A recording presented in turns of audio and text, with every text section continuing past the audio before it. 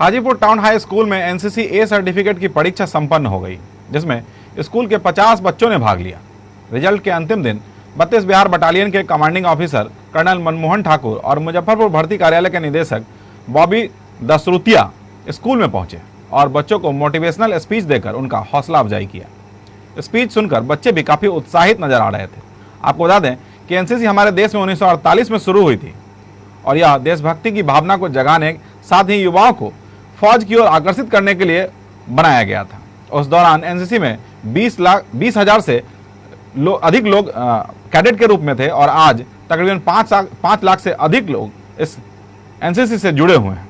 Colonel Manmohan Thakur ने बताया कि मुजफ्फरपुर 32 बटालियन में ज्वाइन करने के साथ ही उन्होंने इस एनसीसी को चैलेंज के रूप में लिया है और वह चाहते हैं कि 32 बिहार बटालियन प्रत्येक वर्ष हजारों बच्चों की संख्या में ए से सी सर्टिफिकेट तक लेकर सफल हों और लाइफ में आगे बढ़ सके।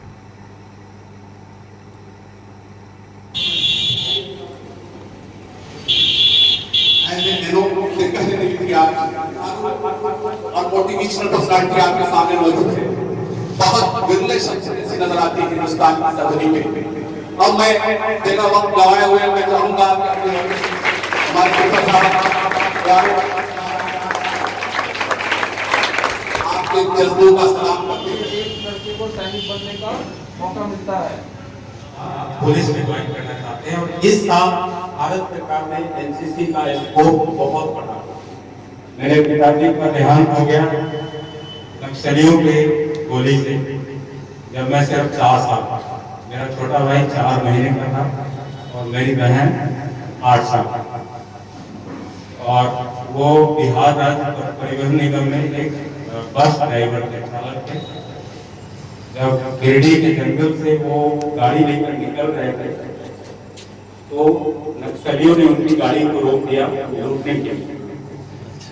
और वो भी एक बहादुर इंसान थे, बस चालक होते हुए भी उन्होंने ठान लिया कि पैसेंजर्स को इन नक्सलियों के हाथ से, उग्रवादियों के हाथ से बचाना है।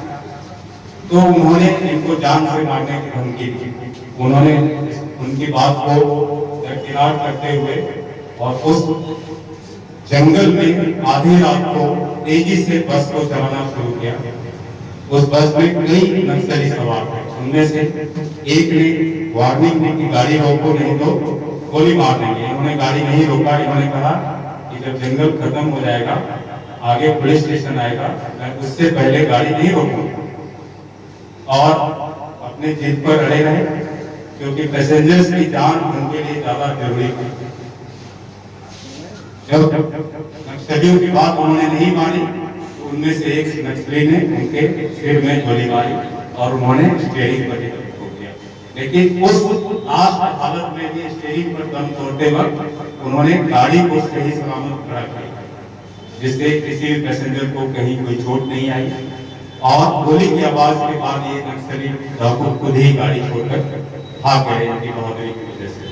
तो मरते दम तक भी उन्होंने एक विशाल कायम किया और शायद वही ब्लड हमारे अंदर है जो हम दोनों भाई, मैं सेना अधिकारी बना, मेरा छोटा भाई केंद्रीय सुरक्षा बल में कमांडेंट है, गुवाहाटी हवाई अड्डा का हेड है। ये टाउन हाई स्कूल हाजीपुर में आज एनसीसी ए सर्टिफिकेट के लिए हमने बच्चों का चयन किया है, जिसमें 50 वैकेंसी है हमारे पास। 50 बच्चों का आज यहाँ पे जो क्लास 9th के नया एडमिशन जिन्होंने लिया है उनमें से हमने सेलेक्ट किया है। उनका दौड़, बीम, पुशअप, सीटअप, ये सब फिजिकल टेस्ट, उनका मेडिकल जांच करने के बाद रिटेन की परीक्षा हुई है और उसके बाद उनका सिलेक्शन शाम तक रिजल्ट हम दे देंगे इनको कि कौन कौन सेलेक्ट हुआ है। इस मौके का हमने लाभ उठाया।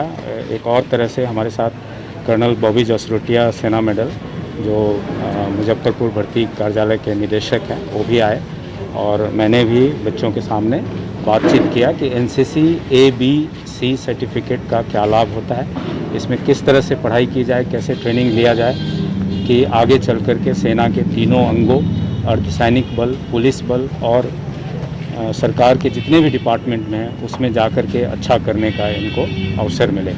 साथ ही भर्ती पदाधिकारी ने बताया कि अपने बलबूते, अपने दम पर किस तरह से फिजिकल टेस्ट पास किया जाता है, मेडिकल में क्या क्या जांच होता है, रिटेन परीक्षा किस तरह से होती है और काफ़ी कम वैकेंसी होती है, 1:100, यानी 100-200 बच्चे अप्लाई करते हैं, उसमें से 1 या 2 सैनिक बन पाते हैं। तो काफ़ी टफ कंपटीशन है। आज से 20 साल पहले जो स्थिति थी अब वैसी नहीं है। पहले बहुत कम लोग सेना में जाना चाहते थे, अभी अवेयरनेस लेवल बहुत ज़्यादा है। सेंट्रल गवर्नमेंट की ये एकमात्र सर्विस ऐसी रह गई है जिसमें पेंशन की सुविधा है, और एक सैनिक अगर सेना ज्वाइन कर लेता है तो वो अपने साथ साथ 8 लोगों 10 लोगों की देखभाल करता है। अपने माँ बाप, भाई बहन, अपनी वाइफ, बच्चे, ससुराल के लोग, सारे लोग उस पर आश्रित हो जाते हैं, और वो एक परिवार के लिए तो गौरव का विषय बनता ही है, साथ में उसको देश सेवा करने का अवसर मिलता है। अभी हाल फिलहाल में आपने देखा वैशाली जिला के कुछ शहीद हुए जवान, यहाँ से कुछ ही दूर पे उनका गांव है, मैं भी गया था वहाँ पर, गलवान वैली में जो हुआ था घटना। तो बिहार रेजिमेंट का ट्रेनिंग सेंटर है यहाँ पे दानापुर में। अभी मैं देख रहा हूँ कि बिहार में भी लोगों में जागरूकता आ रही है, आनी भी चाहिए। एनसीसी की जागरूकता भी हम ज़्यादा फैलाना चाहते हैं, क्योंकि लोगों को पता ही नहीं है कि इसका लाभ क्या है। एकता और अनुशासन का तो हम पाठ पढ़ाते ही हैं, साथ में उनको हम आत्मनिर्भर बना देते हैं। 12 साल 13 साल से लेकर के 17-18 साल की उम्र तक उनको हम इस तरह से ट्रेनिंग देते हैं कि वो आत्मनिर्भर बनते हैं और एक अच्छा इंसान के रूप में आगे निकल करके आते हैं। यही उनका लाभ। जो लोग जॉब में नहीं जा पाते, फौज में नहीं भर्ती हो पाते, उन लोगों के लिए एनसीसी कितना फायदा होगा?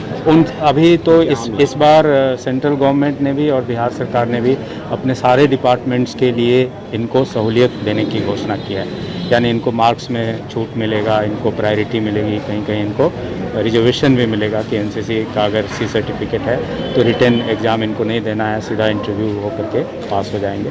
तो सेना के तीनों अंग, पैरामिलिट्री फोर्सेस, पुलिस, अगर इन तीनों में नहीं हो पाते हैं तो बाकी डिपार्टमेंट में अगर जाएंगे तो उनको सहूलियत मिलेगी।